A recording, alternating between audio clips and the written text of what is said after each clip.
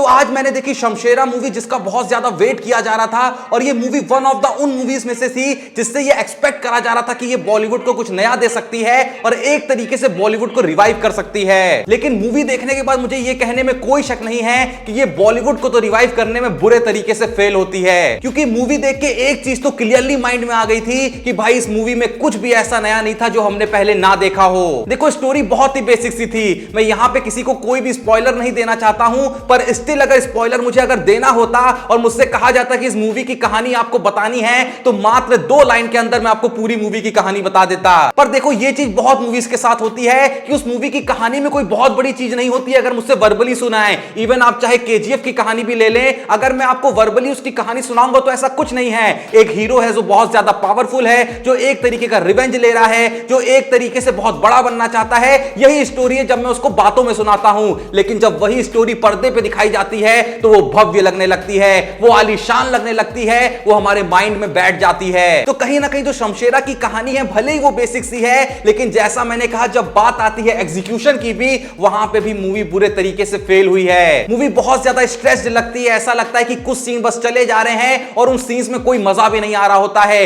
कुछ कुछ सीन्स बीच में ऐसे जरूर आते हैं जो थोड़ा सा बैकग्राउंड म्यूजिक की वजह से अच्छे लगने लगते हैं, लेकिन फिर ऐसा लगता है कि यार कुछ नया नहीं है। और सबसे बड़ी बात, जैसा मैंने कहा कि आप थिएटर से निकलने के बाद मूवी के बारे में कुछ नहीं सोच रहे होते हैं, आपको शायद फर्क ही नहीं पड़ रहा होता है कि मूवी में क्या हुआ। देखो मूवी में बहुत बार इमोशंस को उजागर करने की कोशिश करी गई है, उन्होंने ट्राई करा है कि जो वो फील कर रहा है कैरेक्टर वो आप भी फील कर सके, लेकिन आपको कैरेक्टर से कोई सिंपैथी नहीं होती। ये मूवी भी एक तरीके की रिवेंज स्टोरी है, लेकिन जैसा मैंने कहा कि अगर आप मूवी के कैरेक्टर से कह लें या मूवी की कहानी से कह लें, अगर आप इमोशनली कनेक्ट नहीं होते हैं तो आपको ज्यादा फर्क नहीं पड़ता कि बंदा रिवेंज ले या ना ले। देखो मैं बार बार इसको केजीएफ से कंपेयर कर रहा हूं, इसलिए नहीं कि भाई केजीएफ जैसा मैं इस मूवी को एक्सपेक्ट कर रहा था। ये जाहिर सी बात है कि ऐसी स्पेक्युलेशंस लगाई जा रही थी कि ये बॉलीवुड की केजीएफ हो सकती है, लेकिन ये कतई नहीं है। और जैसा मैंने आपसे बात कही ना इमोशनली कनेक्ट करने वाली, तो यही इमोशनल कनेक्ट हमें केजीएफ में क्यों दिख रहा था पहले पार्ट में खासकर, जहां पे भाई लोगों पे अगर उत्पीड़न किया जा रहा था, लोगों को मारा जा रहा था,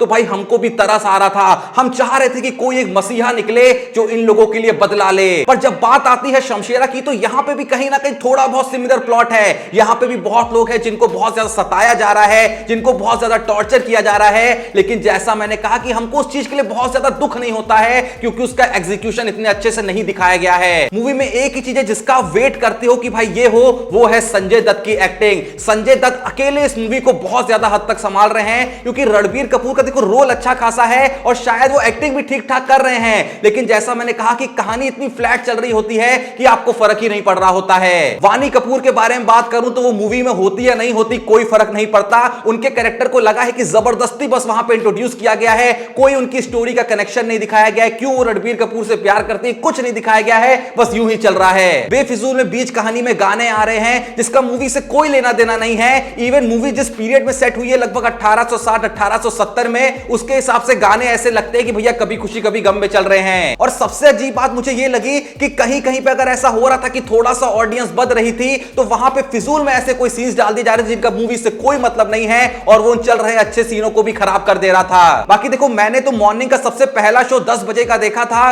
और उसके हिसाब से ऑक्यूपेंसी भी अगर मैं थिएटर में बताऊं तो लगभग 15 से 20% भी मैक्सिमम होगी। 80% जो थिएटर था वो पूरे तरीके से खाली था, जिससे हम ये भी अंदाजा लगा सकते हैं कि लोगों ने बहुत ज्यादा दिलचस्पी मूवी को देखने के लिए नहीं दिखाई। लेकिन पता नहीं क्यों थिएटर तक लोग अब नहीं आ रहे हैं, पर स्टिल जो एक बात लोगों को थिएटर तक खींच सकती थी कि भाई मूवी का अच्छा माउथ रिव्यू आता, अच्छा वर्ड ऑफ माउथ आता, लेकिन वहां पे मुझे नहीं लगता कि कुछ बहुत अच्छा काम होगा। अब अगर ओवरऑल मूवी की रेटिंग के बारे में बात करें तो मैं इसको 5 में से 1.5 स्टार दूंगा, जिसमें 0.5 में यहां पे देना चाहूंगा मूवी के विजुअल्स के लिए, जो अच्छे खासे तरीके से दिखाए गए हैं। मैं वीएफएक्स थोड़ा बहुत बात कर रहा हूं, ना कि जो सीन्स दिखाए गए उनकी बात कर रहा हूं। और दूसरा जो 0.5 मैंने स्टार दिया है वो इसलिए दिया है क्योंकि कहीं कहीं पे मूवी का जो बैकग्राउंड म्यूजिक है वो काफी ज्यादा अच्छा है बॉलीवुड के हिसाब से, जो हमने आज तक नहीं देखा है। लेकिन फिर से जैसा मैंने कहा कि उस बैकग्राउंड म्यूजिक के साथ जो सीन चल रहे थे वो बहुत ही ज्यादा फीके लग रहे थे और बैकग्राउंड म्यूजिक भव्य लग रहा था। और तीसरा 0.5 जो मैंने दिया है वो बस एक ही बंदे के लिए दिया, संजय दत्त। अगर मैं बता रहा हूं इस मूवी में संजय दत्त नहीं होते तो ये मूवी एक तरीके से मुझे हीरोपंती ही लग सकती थी। बाकी देखो एट लास्ट में यही कहना चाहूंगा कि अगर आप die hard Ranbir Kapoor fan हैं तो आप इस मूवी को देखने जा सकते हैं रणबीर कपूर को देखने के लिए।